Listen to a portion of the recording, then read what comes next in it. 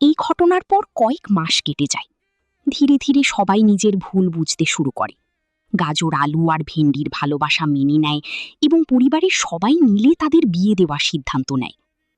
বিয়ের দিন ছিল আনন্দে ভরা। হাসি, খুশি আর উৎসবে ভরে ওঠে পুরো গ্রাম।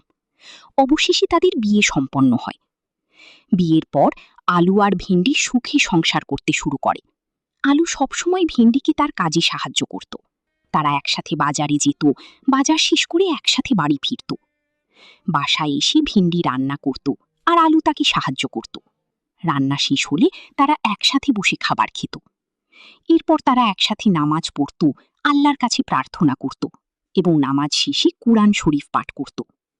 এভাবেই ভালোবাসা আর শান্তিতে চলছিল তাদের সংসার। হঠাৎ একদিন তারা ভেন্ডির বাবার বাড়িতে যায় দাওয়াত খেতে। সেখানে সবাই একসাথে বসে খাবার খায়, হাসি আনন্দে সময় কাটায়। সবকিছু সুন্দরভাবেই চলছিল, কিন্তু ফেরার পথে ঘটে যায় এক মর্মান্তিক ঘটনা।